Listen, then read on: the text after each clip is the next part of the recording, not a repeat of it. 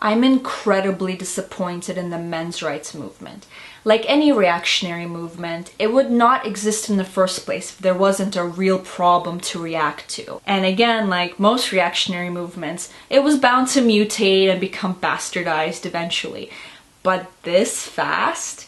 Factions of the men's rights movement and even some of its foundational principles have been radicalized and pushed towards the brink of absurdity. Something that started out, in my opinion, as a voice for males reacting to the radicalization of the feminist movement and speaking out against total inequality in specific realms of our society, is now on a very rapid decline to the level of radical feminism, which is pretty low.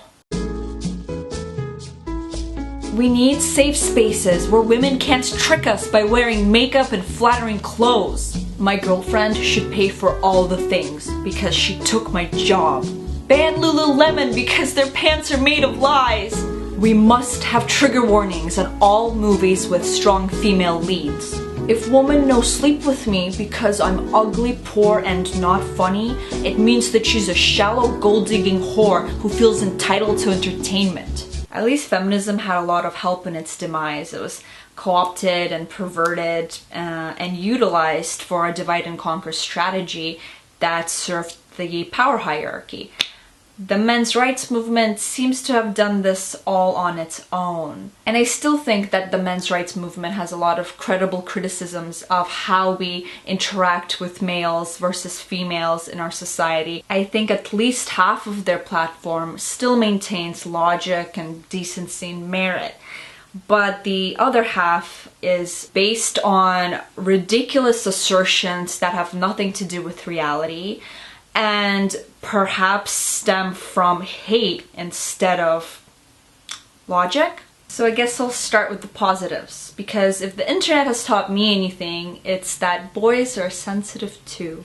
Educating the public about the horror of circumcision is probably one of the best things that the men's movement has done. Circumcision is where sex and violence meet for the first time. There's really no argument for it. You don't take an infant and cut off a functional piece of their body because of some tradition or religion or formality. And the only possible health benefit that doctors claim this gives us can just as easily be attained by washing your penis. And to people who say it's no big deal, please watch a circumcision video of an infant. They go into shock, they don't like it, and if they remembered the pain, they certainly wouldn't voluntarily go through that. Oh, they don't remember it, so it's okay. Pretty sure if you use that argument after you cut your baby's arm off, you would go to jail. Parental rights. Yes, yes, yes, I think men should have equal parental rights as women. It is a tragedy that a lot of fathers aren't granted equal custody, although I will note that in a situation where the mother has given natural birth and is breastfeeding, the man can never offer that, simply due to biological restraints. But once the child is a little bit older, the man can definitely provide for it just as well as the woman. In fact, the scientific community is only now catching up to acknowledging the male's role in a child's life. Previous studies have either completely excluded males from this scenario, only studying mother-to-child relationships, or they have overlooked the father's impact. Like there were several studies on Amazonian tribes where the scientists would stop documenting interactions of the parents with the child at sundown, when that was the prime time for the male to step in and be the nurturer while the female slept. There's a great book that documents the unfairness of the perception of fathers in our society called Do Fathers Matter?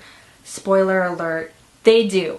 Child support. I've heard of plenty of cases of very wealthy men forced to pay for child support even if the woman isn't taking care of the child. Okay, education.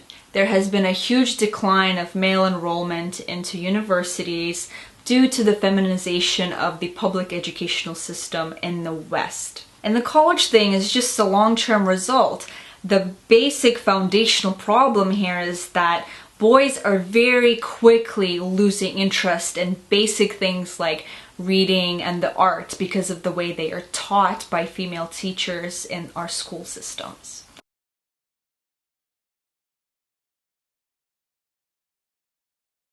And this gender-neutral push actually hurts both boys and girls in different ways. When there's a doctrine that totally dismisses natural gender differences, everybody suffers. There's a great book called Why Gender Matters that will give you specific stats, data, and scientific findings for what I'm talking about. And I'll actually be doing an entire series on gender differences that will go very deep into all of this. Some other great points are the discrepancy between breast cancer awareness and prostate cancer awareness. Penn and Teller's Bullshit actually do a great episode about this. They kind of say that breast cancer has become like the sexy cancer and prostate cancer is more difficult to market. So again, I don't know if I would credit that to sexism against males. Falsification of rape. Yep, false rape claims happen. We should acknowledge that they happen. It's difficult when a rape case to sometimes prove or disprove what happened after the fact without any physical signs. So it's a very, very tricky area, but I do agree that we should acknowledge that false rape claims do happen. Women can be very conniving and vile and can totally ruin men's lives with that kind of accusation. Military conscription. I don't believe in it at all. I don't think men should be forced to go to war. I don't think women should be forced to go to war. And if there are some males in the movement who think because males are conscripted to go to war that females should be too, you should be fighting for nobody to be conscripted. Okay, now I'm going to talk about some of the things that the men's rights movement pushes that make me just never want to credit them with anything logical ever again. And I understand that this isn't a unified movement and there's different strands and factions and opinions, but I'm still gonna acknowledge some of the retardedness that goes on. Domestic violence. Yes, I do think we need to acknowledge that there are men who are abused by their female spouse physically. But to claim that it happens just as much as it happens to a female is plainly insane. Now, this isn't because I have a female bias. This is because of observable truths about our biology. Women are the physically weaker sex. For an average man to hurt an average woman takes almost no effort. For an average woman to hurt an average man takes a lot of effort. The males have an advantage in a domestic violence situation. There are exceptions. There's women that are large and men that are small. But generally speaking, that is the observable biological truth. So to claim that there's just as much physical domestic violence from women against men is totally bonkers. They quote statistics, and I'm going to read you something that sums up the validity of those statistics. It turns out that these statistics of male abuse, hard and numerical as they are, were gathered by dubious means. When men are identified in police reports as abusers, that is, when women have been sufficiently battered for the police to take an interest, they are frequently questioned later and asked the leading question of whether they were also abused by their partner. Given the opportunity, they are often happy to report that in fact they were, although they seldom report serious or even noticeable injuries. Usually, the quid for which the beating or killing was the quo turns out to have been speech or shoving or slapping. Yet these reports are becoming part of the truth about spousal abuse that is reported in the media. Yes, women slap and push guys around, kicking them, whatever. I've seen the videos. But the guy can easily defend himself by restraining her or leaving unless she's using a weapon. There's no reason to justify punching a woman back. Look at the size of your arm compared to the size of her arm. Nobody should be hitting anybody else. If a man is hit and he doesn't overreachingly hit the woman back, yeah, she should be charged for abuse. There's a discrepancy there. But to claim that just as many men are battered by women as women battered by men, sets a pretty low bar for what battering means. Why don't you guys focus on battling things that women are actually doing to men, like severe psychological abuse? Yeah, I think in relationships, women are pretty good at that and are just as abusive as men psychologically. I've also heard the men's rights movement claiming that men are just as frequently raped as women. Yeah, by other men. There's a huge undeniable issue in prisons, and nobody cares because they're prisoners and we have a terrible system. That's a whole thing in and of itself. Oh, and guess what? It's, again, not about sexism against men, because there are male security guards in female prisons who routinely rape the female prisoners. I'm pretty sure the abuse in prisons is pretty equal when it comes to sexes.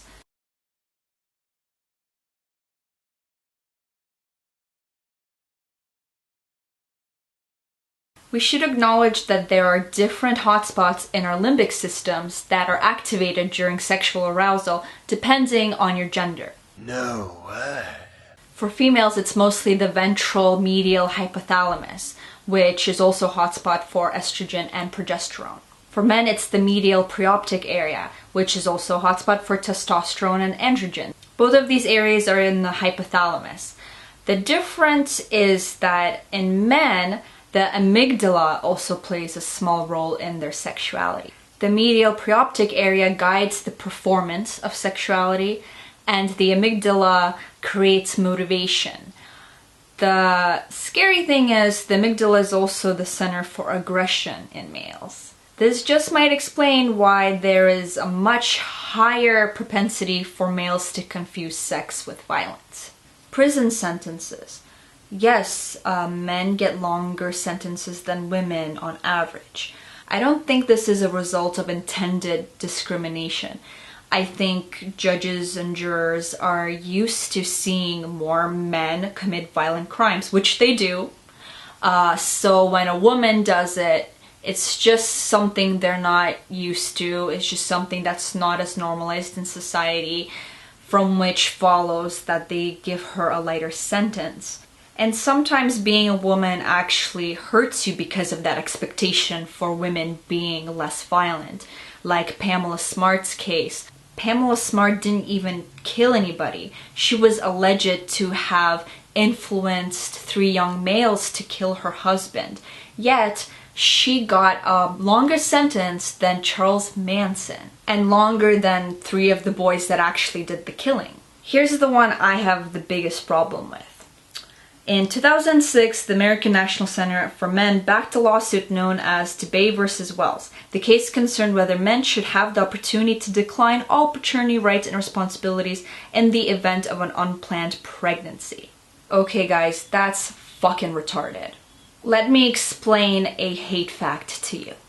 When you engage in intercourse, there is a possibility you will have a baby. No way. Even though most of the time you engage in intercourse, it's proximal, meaning it feels good. That doesn't change the underlying motivation, which is distal, which means to pass on your genes. No matter how you spin it or dress it up or rationalize it, intercourse at its foundation is for the purpose of creating babies. Whether both of your expectations were that this is just for fun, whether she told you that she was on birth control and she wasn't, whether your condom slipped off, whether you forgot to pull out, doesn't matter. You participated in an act that has the possibility of resulting in a baby. I know that some women are pretty shitty and will lie about being on the pill and trick you into being the father of their child. Guess what, guys? You're still 50% responsible for that child, whether it was conceived out of love, by accident, or by a lie. Is that unfair? I don't think so. I'm pretty sure guys were smart enough to pull out before fire was invented, so just do that if you don't want to get a girl pregnant. Those getting red flags right now, the pull-out method is actually more effective than condoms, just as effective as hormonal birth control when done properly. How to do it properly? Well, you pull out before you ejaculate. The only way to mess this up is if you don't pull out before you ejaculate, or if you ejaculate prior to sex without peeing in between. When you pee, the urine clears out the urethra and destroys any sperm that may be trapped in the tract. No way. If you don't pee and there's sperm trapped in the tract, then the pre-cum may impregnate the woman even if you pull out. So, again, to reiterate to all of you who are confused, if you don't want to get a woman pregnant, have a pee, then have sex with her and pull out before you ejaculate. Another suggestion, if you really don't know her or she has a history of lying, or if you just want to be extra safe, also wear a condom. Also, on the subject of women being evil and tricking men into having babies with them, what about all the dudes who knock up a girl and she wants to get rid of it, and he says, no baby, I love you, I want to be the daddy, let's move in together, I'll support you, blah blah blah. 6 months later, or right after the baby is born, or a year into it, dude runs away, never to be seen again. My point is, we're pretty equally shitty guys, so please stop blaming girls for all your problems and use your brain. I'm always trying